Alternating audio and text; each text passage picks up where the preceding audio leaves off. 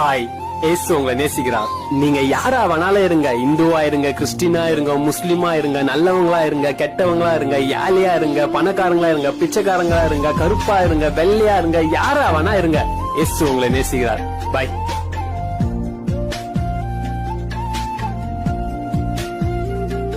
కుమ్మరి కుమ్మరి రూపునిచ్చు నేర్పరి నన్ను కాయు కాపరి నా ఊపిరి నీ చేతిలోనే దాయుమా నన్ను నీ రూపులోకే మలచుమా